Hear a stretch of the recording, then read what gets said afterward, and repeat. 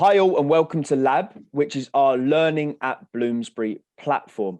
My name's Nick Barham and I'm the Academy Manager here at Bloomsbury Football, where our aim is to be able to provide football for all, regardless of the background, ability or financial situation of those players. Our aim is to encourage young players to pursue their full potential.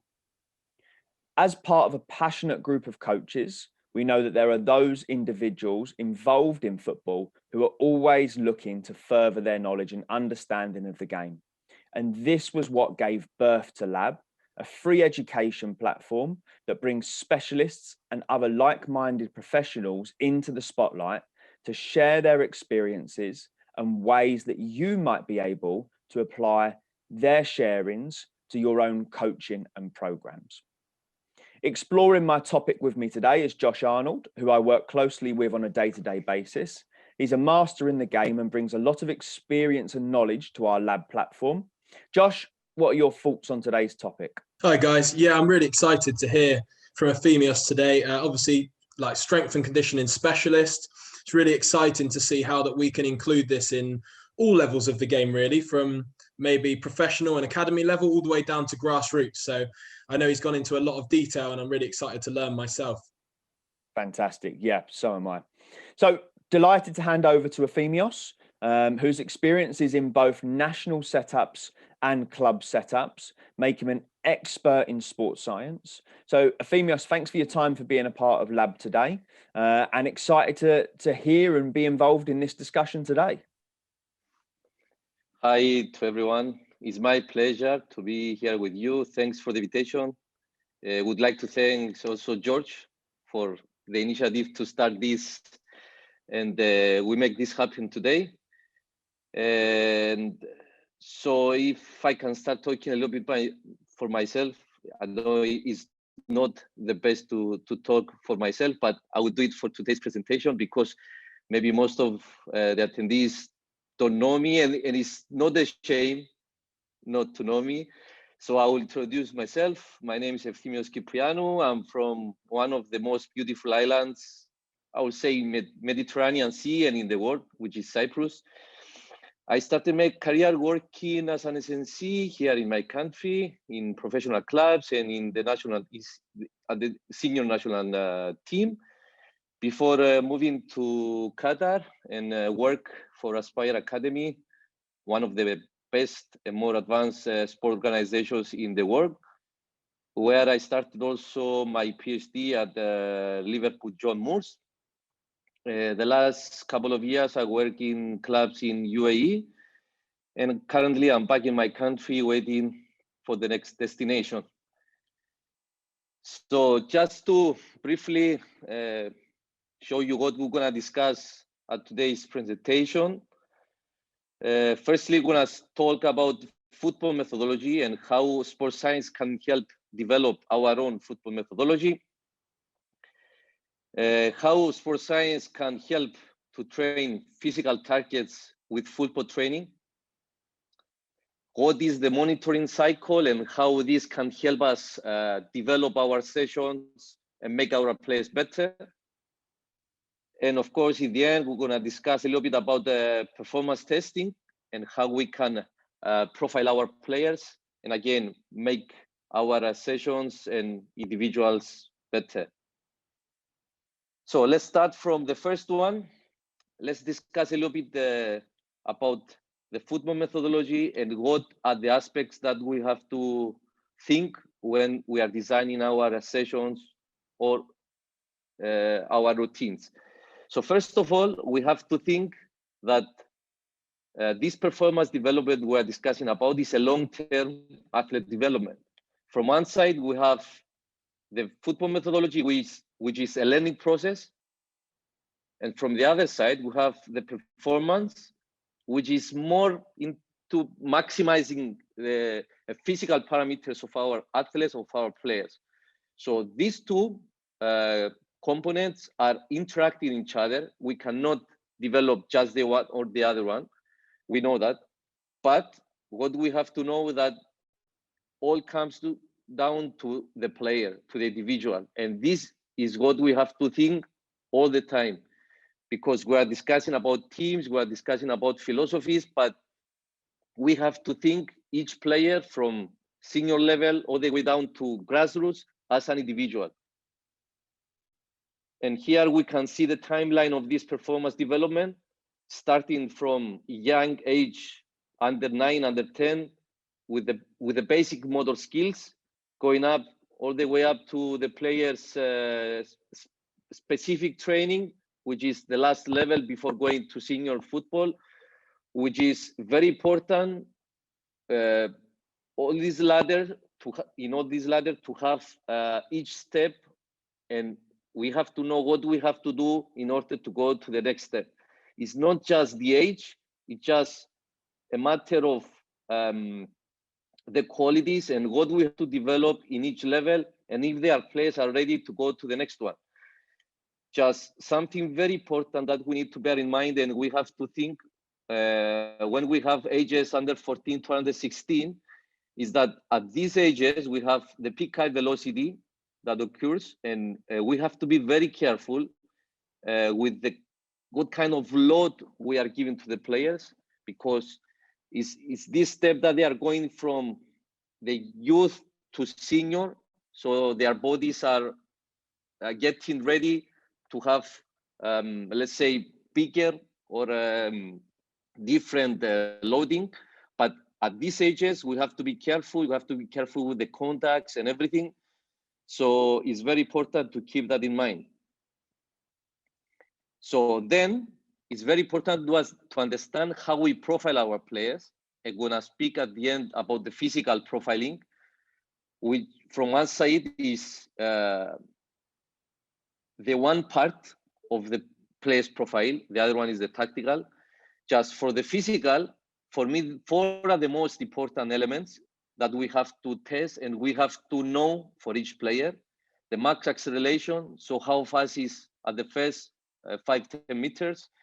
The max speed, which is how fast is our player at the long runs, how fit is our player, so his max aerobic speed, which show us how fit is he. The max strength, that show us how strong is he, how strong and powerful is he, how fast he can change direction, he can jump high. And from the other side, we have the tactical profiling. At this group, we can see things like technical stuff, game understanding, which is very important. You know that better than me, that game understanding is very, very important. We are giving information to the players, but we need to test if they understand this, because it's not just don't take something for granted, just push the players, try to find always to find ways to get the feedback from the players so you can understand what they actually understand from what you are saying. And in the end, the mindset, which we can see the last few years, a lot of studies trying to, let's say, develop this, test it, develop it. And we know that this is becoming very useful in our hands as a coaches. So then having the players profiling, we go to the team's profile. And here you can see some position characteristics. You can see for the center backs, this is an example. For this team, it had to be, the center backs had to be powerful, can build up. We wanted to have left, right footed. And you can see also the physical demands of the way that the coach wanted to play. So we took data from the last 3 years. I was working with the same coach. So we could conclude what were the demands of the style that the coach wanted to play. So we will know the players' characteristics that could fit in this game model. Then,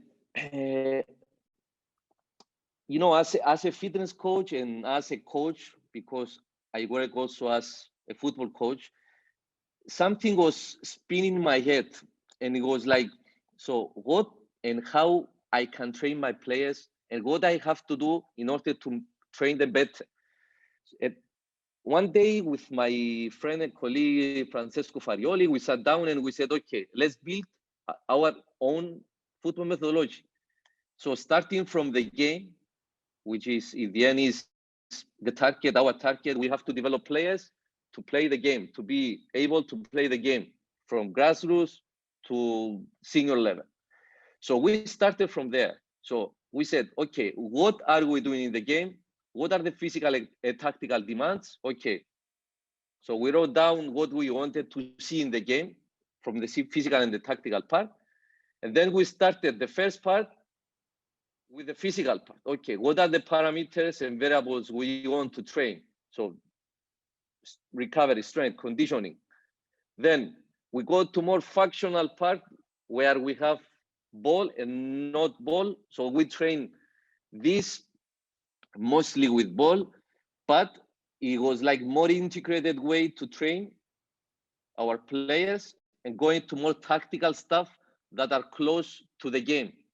And if we go to a little bit deeper, you can see these 10 categories, and you can see also the subcategories of each of these, of each level. So we did that in order to, first of all, to speak the same language, and also to try when we train to monitor first of all, and be able to do any kind of interventions. Because if we don't put down exactly what we train, how often we train this, and for how long we train this, then we are lost. So my advice is for everyone to create their own methodology, write down exactly what they train every day. I'm sure a lot of people doing this, but try to be more precise and trying to find a common language with your staff, with the physios, with the fitness coaches, with everyone. So it's very important, everyone to speak the same language. And in the end, this is the ultimate thing we want. As a sports scientist and fitness coach, we focus on the physical part. So we want our players to run fast, to sprint, to accelerate, decelerate, jump, do all this kind of physical stuff. But we need to find a way to train and achieve this with tactical purposes. So can we have players running fast, doing also tactical aspects of the game, like recovery run, covering, overlapping, run behind, center backs running behind, or doing any kind of attacking or defending transitions? And again, can we all do all this with very good dribbling skills? Run and cross, run and jump, defend the goal. So do the physical stuff and try to combine all this with actual technical and tactical aspects of the game. And then it's very important to understand this first of all, and then go to how we can actually train these physical targets we set with actual football. And starting from the warm-up,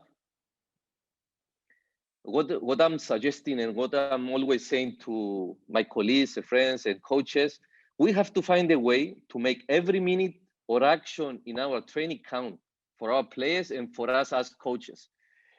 And of course, if you don't have time, you have 60 minutes of training. So you need to find a way to try to take as much as possible from these 60 minutes. Imagine in a professional level or even in lower level, we spend 20 minutes per day for warm up. That means 120 per week, per month, per season. Imagine that. We lose time doing jogging, doing hands up and down, doing some stretching. We lose our time. We need to find a way to have these minutes of opportunities count for our players. And of course, we can have some individual warm-up routines for our players before the session, or even at home if we don't have the time. Easy with some mini bands. I know that you guys doing this and you are working really professional. So it's very important to take advantage of our time and the energy of our players. So starting what I'm doing and what I'm suggesting, I'm starting always in the gym. And then when I go to the field, My players start straight with the ball. I'm trying not to spend a single minute doing things that are not related with football. That's for me very, very important. And one way that I'm doing this, I'm sharing with you. So we start with our team in the gym with different kind of warm-up routines. So you see the players know the exercise, they start, the coaches are there, they see the players, the correct players. The players know that, okay, that's part of the training, but we start inside, and then we can go outside and we can start with some technical stuff. Similar way, we can do some rondos or any other kind of football drills. Just in this example, you can see simple foot tennis with different kind of movements. So the players have to move after they pass the ball. They have to rotate. So we put also some technical and tactical aspects. Players enjoy doing this kind of drills. They have competition. They have fun before we start our session, and then they get warm from that, and then we start straight the training. So then we go, if you remember, we spoke about profiling our players. So let's see how we can actually train these physical capacities. First, we have the acceleration. So normally we have small accelerations. When we want to train small accelerations, we have players in pairs, do some short sprints or with change of direction, but why not doing something like that? So having the ball, so here the players have to close one passing line. You can see at the beginning, they were not doing so good. It was the first time that they did it, but every repetition was getting better. They had the feedback from the coaches. Timing, when they have to pass, we don't pass just to pass. They have the short accelerations. So we actually had a lot of high accelerations when we measured this with the GPS. And we actually had also some technical stuff. Then going to max speed, similar to this, you can see here having some football moves. We have the long sprint, we have the jump, and then we have 2 against 1 that I really like, and I put a lot in my drills because 2 against 1 is, for me, something very important and very useful to work because what we are trying to achieve in all the parts of the field is to achieve superiority 2 against 1. So even in the warm-ups or in the fitness part, we need to find ways to train this. Then going to max aerobic speed, that is, let's say, velocity is around 15 to 16 kilometers per hour. Is more the aerobic stuff. Instead of having the players running around, we had this technical circuit. Players had also the targets. It's very important after the pass, you can see the players sprinting in a different way. That's very important. We don't run after the ball. We give the pass, we give ankle, change passing line. And then also in the end, having to score in a small goal is always giving the players this stimulus that, yes, we score. Then going to max strength. What I'm doing with my teams, when we train the strength, instead of starting inside the gym, we start here on the field, and the players doing with repetitions or time some specific moves. Is not strength to lift weights. We focus more on things that are related with football moves. That means maybe kicking up the leg, change direction, or specific things that happen on football. And then I'm trying to combine this with small actions of football. And again, here you can see 2 against 1. From one side, you can see players having to defend their back, and then 2 against 1. And then the center backs on the other side, the right side, do a heading, and then they have to defend back 2 against 1, defend their goal. So you can see the defenders working on one side and the midfielders and strikers working more specifically to what they are doing in the game. And again, the players love this. And this is also specific to strength. small actions in small space with some technical and tactical aspects. So what are the benefits when we do that, when we are working the physical parameters with football? First of all, we achieve our targets physically. Technically, we have more touches, we have 1-against-1, 2-against-1 situations that are very important. And then tactically, we have decision-making, we have transition in our routines, and then we have some more things related with our game model, and we develop our game model behaviors that we want to happen more and more in our game. And someone will say, okay, what you are saying is very good, but what if we don't have GPS to measure what are we doing, or we don't have the level of the expertise to be with us? Simple. When we want to train max acceleration, focus more on small spaces with full effort, so 100%. As you saw with the ball or without ball, trying to have small and short and sharp sprints. Then max speed, we have bigger distances. Again, max intensity. You can put players in combos, dribble, and you have 30, 40 meters who can dribble faster and then score in a small goal or cross. And then you can have the striker doing the run without the ball and they have to score. You know, things that happen in the game. Just you have to understand the spaces and how we can develop this. Then for max aerobic speed, you can have some repeated efforts with technical circuit or something like this. But here with some max intensity, it's not full. So imagine that is below the max. And then for max strength, when you have small spaces and you focus more on the change of direction, jumping, body weight exercises, you can do easily on the field, and also the small-sided games. So the rondos that all the coaches are doing, they are your working strength, but you have to give, let's say, the feedback, and you have to make the players understand what they are working and give their 100% while they are doing this.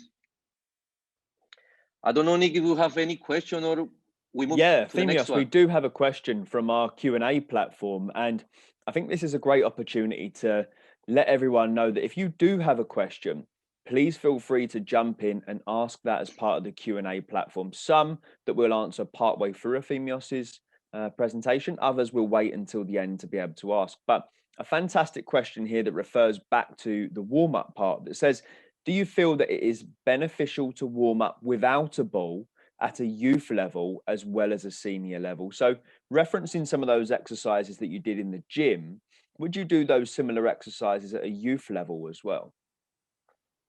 I will do that. I will do that at the youth level for sure, but I will do that in a different session. So I will focus when I want to do warm up with the youth, start straight with the ball. So for youth, I would recommend to have any kind of routines that the players are doing at home, or they come earlier, they do it alone, and spend more time with more touches with the ball. Something like I think this. as well, it's quite exciting to hear that not a lot of equipment is required for a lot of the strength and conditioning exercises. So to see there, you putting it into context that actually you can be doing sprints to kind of get your maximum speed over short and long distances. So for sort of grassroots coaches, you don't necessarily have to invest in a lot of equipment in order to incorporate this. Exactly. And for me, what I'm always saying is, it's a matter of you understand exactly what you want to work with the ball, without the ball strength, or whatever you want to call it. And then you need to find the ways to achieve that. And we have to have a great imagination.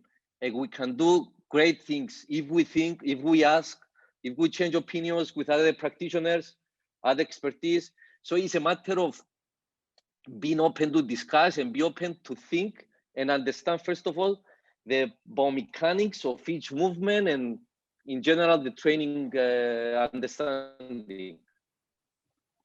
No, I think that's brilliant. And is there any equipment that you would recommend like youth coaches purchasing, or do you think that you can get just as much benefit without any equipment?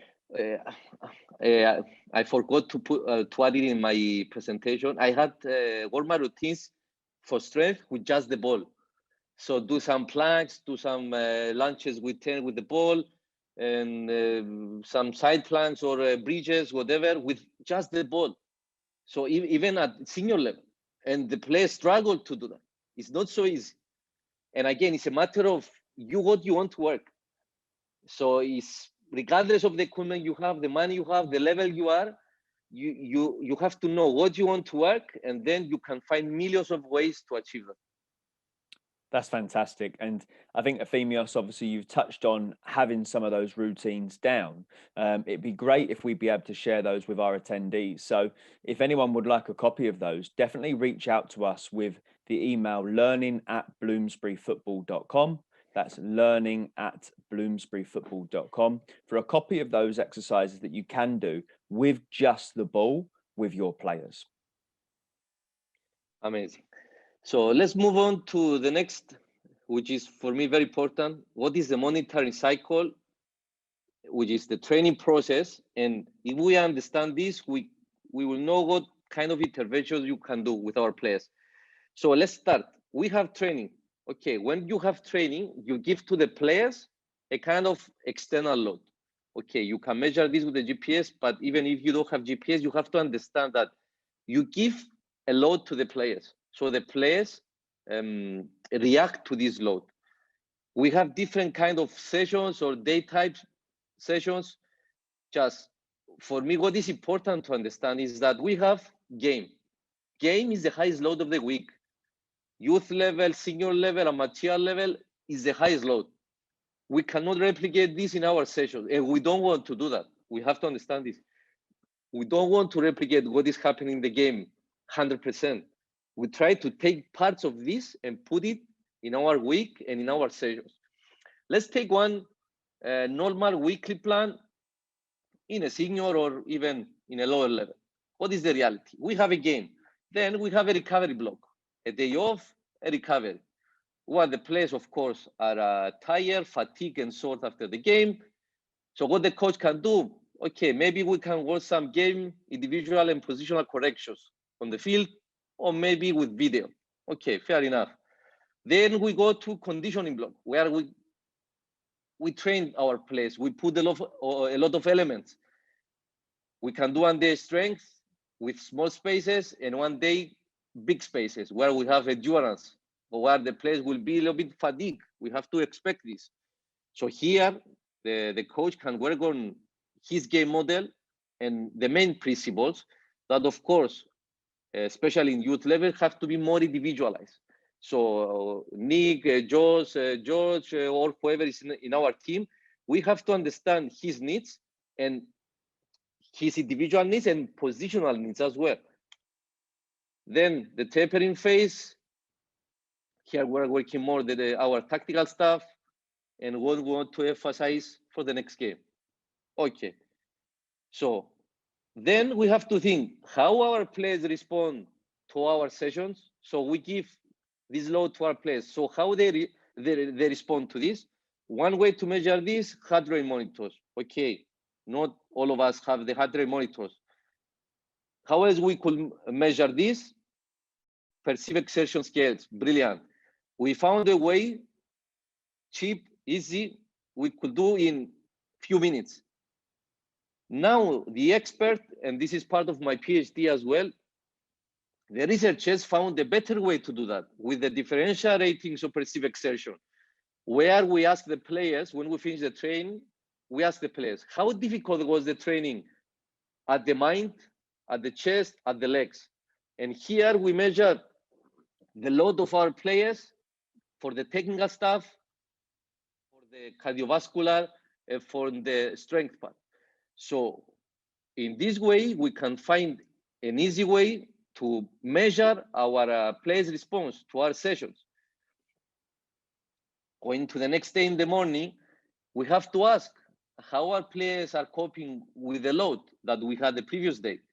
So we have to make some recovery tests maybe, So a lot of researchers propose a lot of things that even I will not mention, because even in senior level that I work, we've never done. We never had the time, first of all, and most of this costs a fortune. So I will not even spend a minute talking about this, and I will go straight to the athlete self-report measures, where my good friend Robin Thorpe in Manchester United, he did his research there, and he found out that using this method, it was much, much better than doing any kind of the other stuff. The intervention with blood tests, with the performance testing. So just asking the players how fatigued you feel, you can take everything you want to know. Of course, you need to educate the players. You need to make them understand why you do that. You have to take it individually and not in front of everyone. But when you develop this kind of routines, you get everything you want. And again, it's not invasive, it's free, and you can do it. I will explain in the end how we can do it. So this cycle finish with the actions that we take. So the coach takes the decision who will train, who can do modified training, who is out. And as you can see, starting from the training session, the responses to the training sessions that we measure with the RP after the session. So 10, 15 minutes after the session, we ask the players how difficult was the session. Then we have the responses the next day in the morning. We ask the players how fatigued they feel or sore from our session. And then we decide who will train. So this is the cycle until the next session. And if we go to our practical applications, at this moment, you can see this is the awareness questionnaire I told you before. So we ask the players from 1 to 5, how fatigued you feel? They give us the answer. We put it, if you can see on the left side, I have one register with a traffic light system. So we take each player's data and we can compare. Is 2 days after the game, is 2 days before the next game. So you can compare the same day type. You can ask how sore they feel, how well did they sleep, which is very important. And how ready are they to train? So we know as a sports scientist or as coaches, because this also a coach can do easy. And then how we can measure the external load with GPS.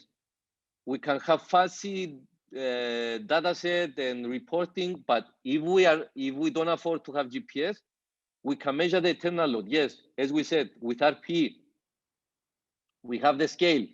We can ask one question, how difficult was the training, or ask the 3 questions, how difficult was technically, cardiovascular, strength-wise. And if we multiply this number we get with the duration of our session, we get the session RP, which is one number that again we can put in one Excel, we write down, we can compare with another session, and we know if our players are fatigued, if they are tired, if our sessions in general are tiring for our players, and then we can adjust the load we are giving to our players. And finishing with the last part, with the testing. Before you do jump into the testing part there, Efthymios, we've had a question coming in talking about the monitoring cycle. And if in a player's cycle or team cycle, they have a busier or different schedule, how does that affect the monitoring cycle? Look, good question. So we think that the training cycle is from the time we have the session, the training, till the time we have the next session. So we have the training session is with external load. That the A is when we have the session. The B is after the session. The C can be the next day in the morning, or when we have the next session in the morning, or before the session. While I was in Aspire Academy, we used to take it before the session. It was like 1 hour before the session. The players were coming before they change. I was taking the numbers, put in the system, and then I had the feedback given to our coaches. So it's not just day to day, it's training to training session. You understand what I'm saying, right? And in terms of the wellness questionnaire, do you find that the players were always honest in their feedback, or was there ever a concern that if they put that they were tired or that they weren't feeling well, that they might then not play in the matches or be told not to train? That's a great question. We used to have this kind of discussions when I was in Aspire. You know, when I went there and I first worked with under 15, I was like, why I should ask an under 15 player how he feels? He wants to play football. I mean, under 15, under 14. We started doing this with under 13. Imagine that. So when I actually went there to take the scores from our players, I was surprised. It was like, coach, for me, 2, he was thinking the scale, like 2, 1, 3, 1. I didn't sleep very well last night because my brother was crying. I mean, he was talking to me like an adult, but that was the result of a good education and good background of this player, because he started doing this for the last 3 years. So he was doing this daily. So he knew when he's tired, he has to report this to the coach, because he's protecting himself not to get injured. So we have to educate our players, which is very important for me. We have to make them understand that we don't take the numbers in order to go to the coach and say, take him out of the game, he's tired or he's not ready, he's not fit to play. We make this to protect them. It's for them, to make them better. Definitely. So I understand, that makes total sense. And I guess it just shows that you have to teach the players about the strength and conditioning before you start doing it with them. Exactly. And you know, when I'm going in a team, and always every summer in the summer preparation, I spend 2-3 hours discussing and presenting to our players our routines, what we do, why we do it, and when we're gonna do it. It's very important to speak to your players, speak close to them, and always trying to explain them from youth level to senior level. I'm doing this in all the age groups. Definitely. I think as well that can be related to the grassroots level, in that coaches actually just need to get to know their players and speak to them honestly. And it might be that, okay, I'm subbing you off in this game because I think you might be tired. We're playing another game later, or you did have a hard training session at the end of the week, and just explaining those decisions might help the players.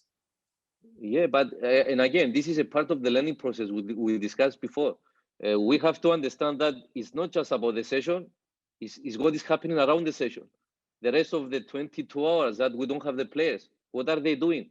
What kind of stimulus or feedback we give to our players to make them think and develop during this time? For me, it's very important. It's very important to be close to the players.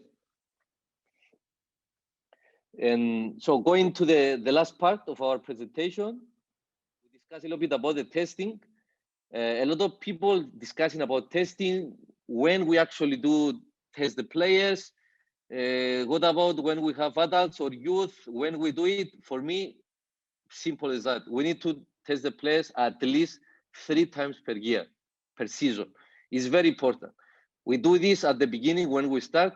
We do this kind, let's say, of need analysis where we profile our players. It's very important to understand what kind of players we have. Then we train these players according to our game model needs at the beginning of the preseason. And while we are in mid-season, we train according to our game model, but also to the next opponent when we are in a senior level. We have the friendly games or the games in season where we test actually what we are doing in our sessions. And then we adapt our game models and we improve our game model. But we need to be able to have all this data that can help us develop our players. When we talk about performance testing, we need to understand and we need to split in 3. The thermometric testing, the screening testing, and the performance test. When we talk about the thermometric, we speak about height, weight, skin folds. We need to take the weight of our players at least weekly. The height, the standing, the sitting height in youth ages, that we can see also the peak height velocity we discussed about this before. Skin folds to see the body of our players. If we have nutritionists, otherwise the coaches can do it easily. The screening is when we actually see any kind of dysfunction with our players.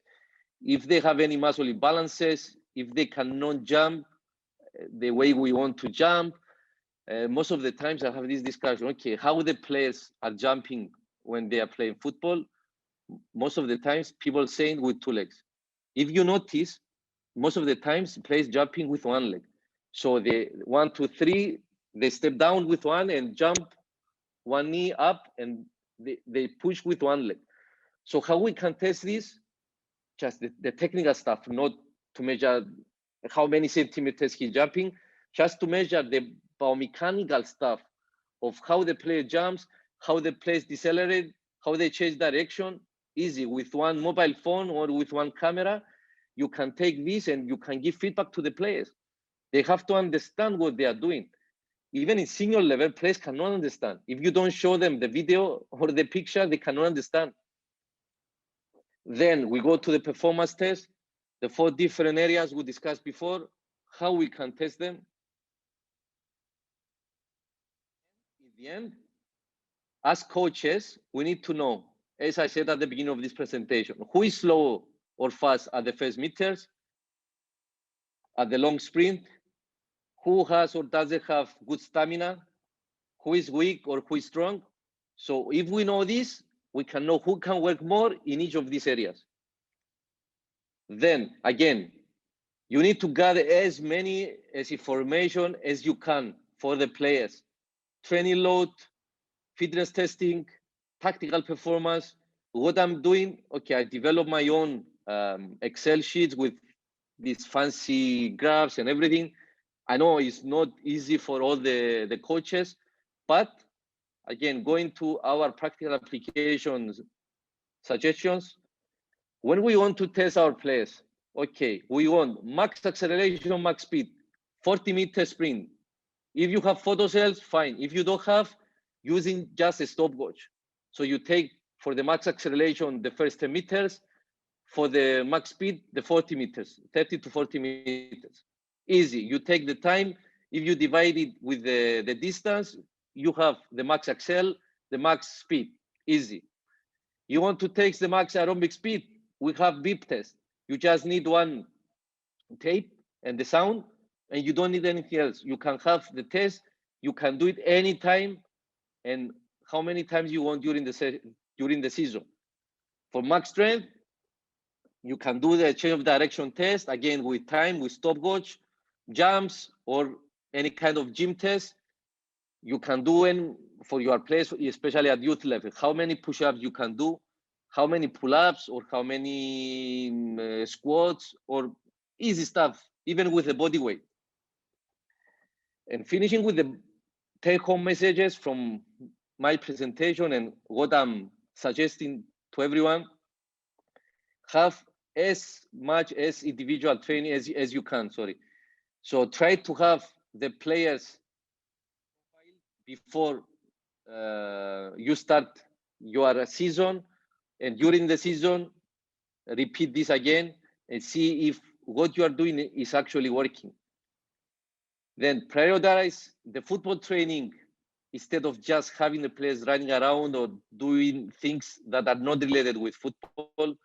And what I'm always saying again is that the fitness part is complementary to the tactical part.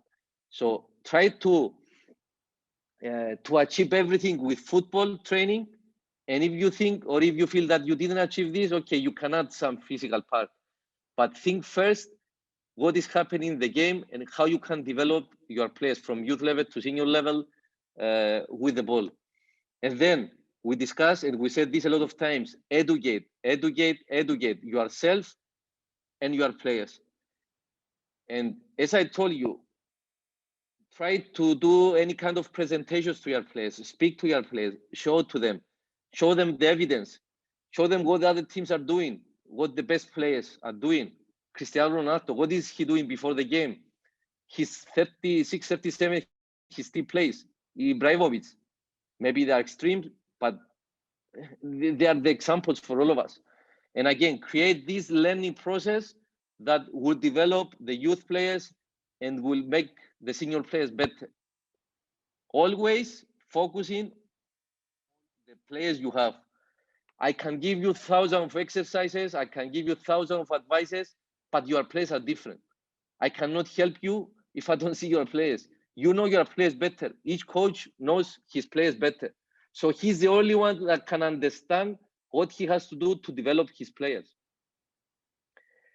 If you want to know more about this kind of stuff, there is the ebook available, Balancing Physical and Tactical Load in Soccer, a more holistic approach is all this we discussed today. You have on the left side my website and my social media. I would be happy to discuss and connect with all of you. And thanks a lot for the invitation once again. And if you have any question. Fantastic, Efthymios. Yeah, we've had one question come in that leans more on your experiences. And the question reads, do you feel that sports science and analysis are valued more within some countries than others, based on your experiences worldwide? Of course, that's true.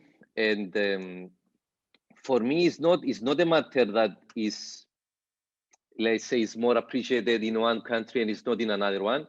Is because of the financial issues, I think. Sometimes that people think, okay, sports science, how I can do sports science? I need GPS. How much a good system costs? 50, 60 grand. I cannot do it. No, you can take cheap GPS, first of all, or you can work without GPS and still do sports science. Sports science is not a matter of the equipment or even the analysis. Analysis is not a matter of equipment. You can have fancy and very nice and expensive equipment, but you can have just the coach eye and do the analysis. So it's a matter of you, what you believe that can help your work, first of all.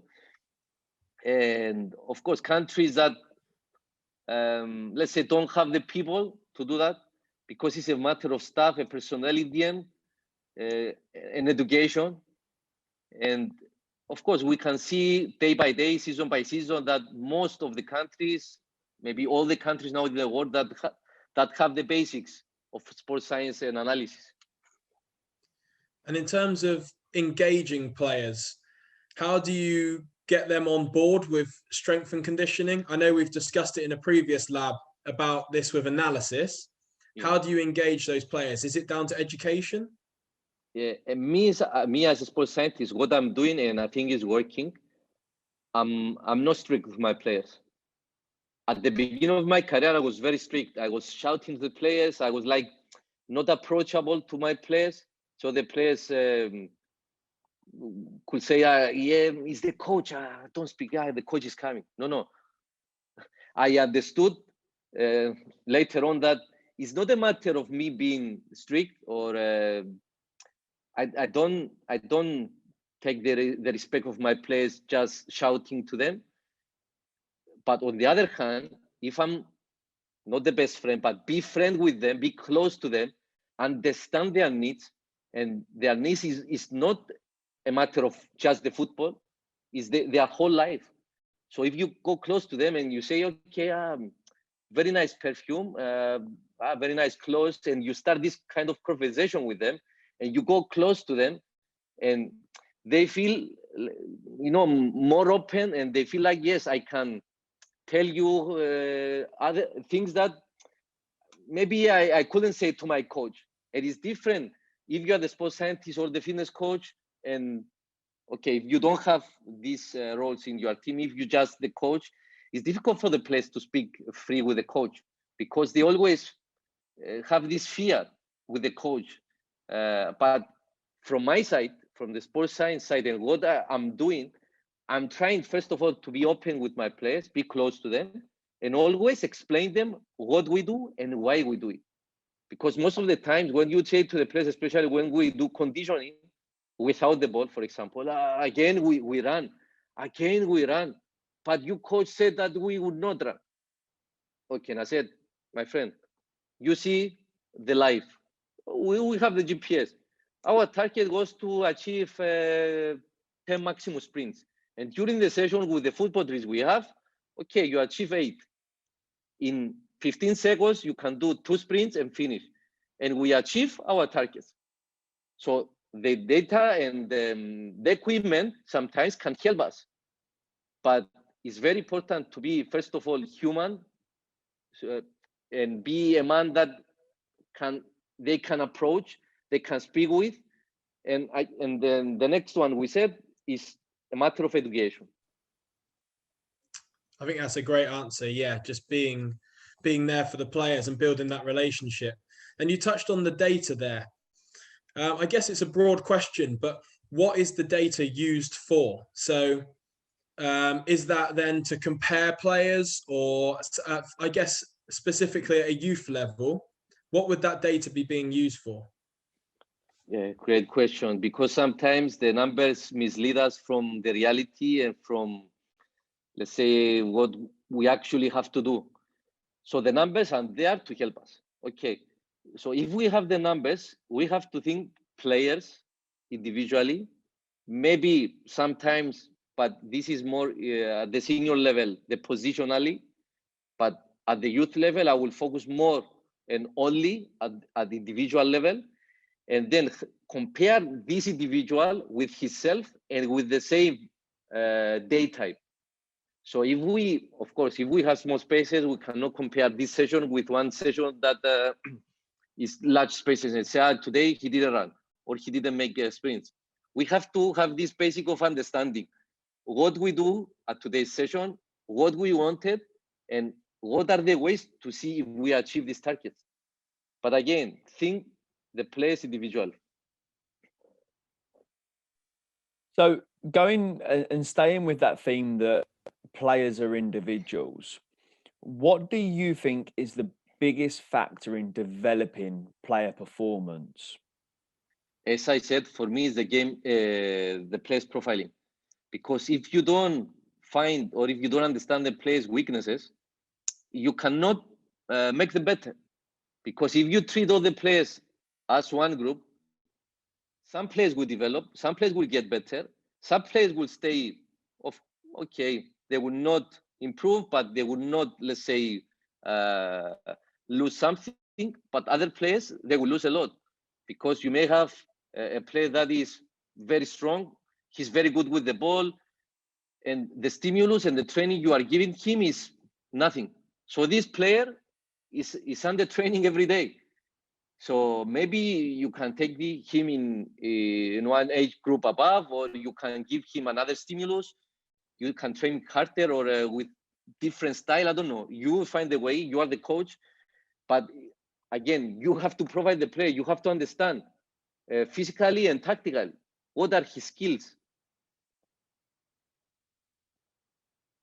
Fantastic. Yeah, I do agree with that. I do believe that it is an individual process. We play in a team sport, but we never develop a team. We develop individuals. Exactly. Because we don't know where their road leads them, where the end line for their road is. So I do 100% agree with that myself. So we've had a couple more questions about you, Efthymios, as well, and wanting to know you. So one here, having worked at both a national and club level, what are the main differences that you found? The main difference is that when you are working at the club level, you work every day.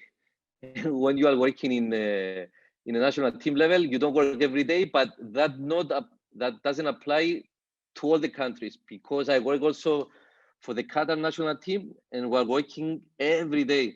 So it's another project, it's another environment, but most of the national teams don't have this daily routine that at the moment, and as a sports scientist, fitness coach, I don't like. I like to work every day. I like to be close to my players. I like to have this challenge of every week game and trying to develop things with your players, have the pressure, have all this stuff that the club level has. So it's different, yes, but both of them have their challenges. Both of them have to do with football players. So all these rules and principles apply to both. Fantastic. Yeah, and staying with your career, and you've obviously alluded to your time in Qatar there as well.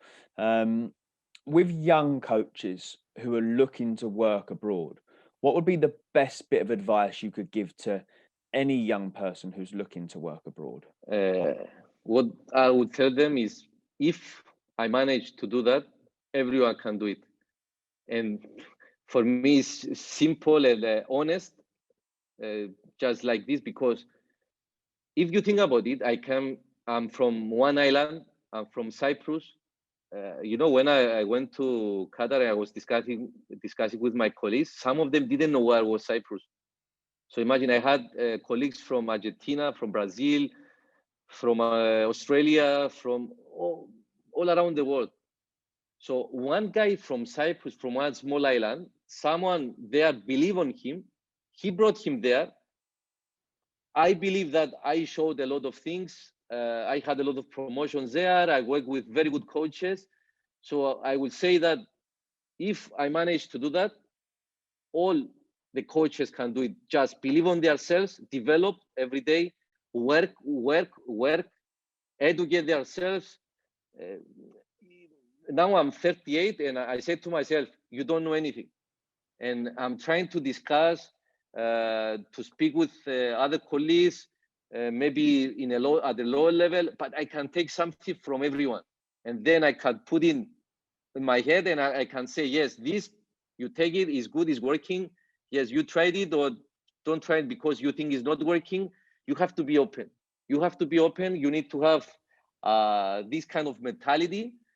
And my experience at Qatar, because I was there 4 years, grown me a lot, because when you are there and when you have to work with 40 or more different nationalities, different level of people, different ages, you are in one, let's say, environment that, believe me or not, you need to push yourself.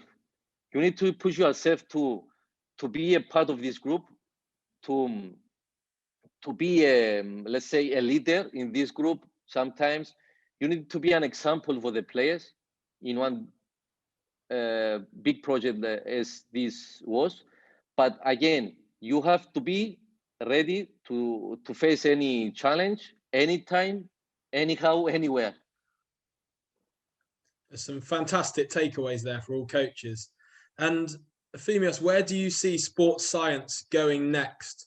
So it's now introduced in every professional club. What next for sports science? Where would you like to see it go? Yeah, sports science, as we discussed before with the numbers, sometimes can mislead us from the reality, but sports science can help. And sports science can help a lot the football part. And why I'm doing this, because I've seen now a lot of studies focusing on different things instead of just the aerobic and anaerobic stuff or this kind of physical aspects. Now they focus more on what are the things that happen in the game. So what are the actions of the plays that happen in the game? We have one sprint, cross, and goal. Okay, what happened physically? We can see that with the tracking system. So what was the player that make the cross? What was his physical characteristics before he did the cross?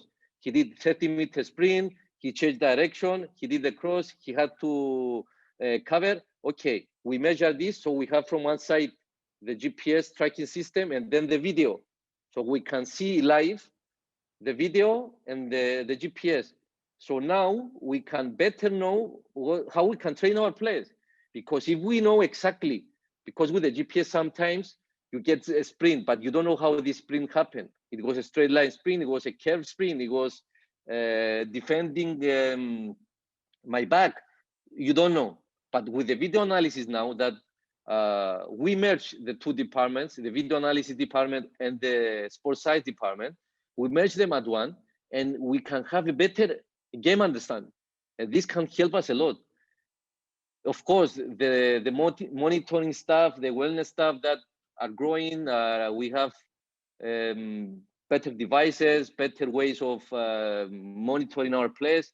But again, as you could see, just asking the players how they feel, in the end is much better than any kind of equipment. So we need to focus more on the functional stuff and things that can make our players better, instead of just doing fancy things just to show off ourselves or our club.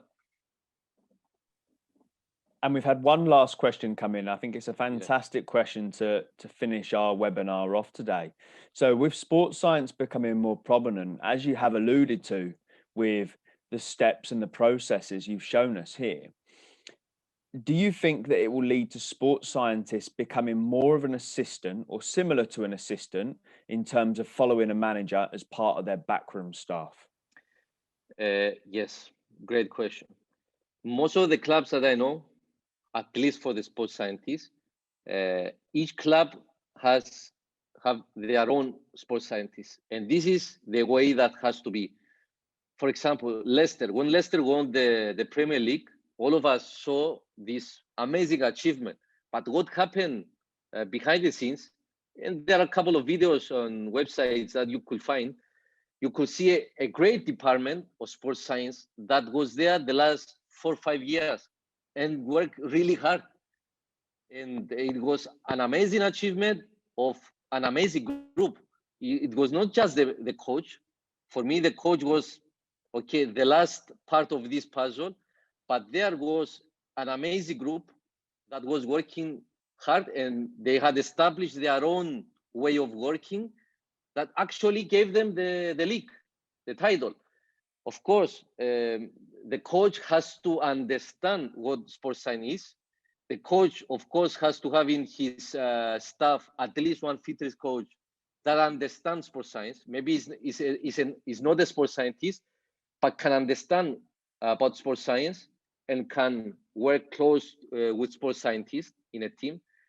But I would say more is a matter of sports scientists be part of a permanent staff in a club, and then the coach having in his staff, of course, one fitness guy, a fitness coach that has a good knowledge of sports science. Amazing. Well, Efthymios, I think I speak on the behalf of everyone who's been involved in today's lab by saying thank you for your time and thank you for your presentation. It's very evident and very clear that you put a lot of detail and a lot of attention and have a lot of passion for this area. So thank you very much for being a part of Lab, and thank you to everyone who has been a part of Lab as well. I want to take this opportunity to say to everyone that if you want to be involved in Lab and you want to be able to contribute to Lab, please don't hesitate to get in touch. We love feedback and we'd love to know what type of things that you guys would like to hear. Get in touch by reaching out via email at learning@bloomsburyfootball.com. learning@bloomsburyfootball.com. Well, thanks for all your time, guys, and we're looking forward to seeing you soon at the next lab. Thanks, Efthymios. Thanks, Efthymios. My pleasure. See you soon, guys. Good work.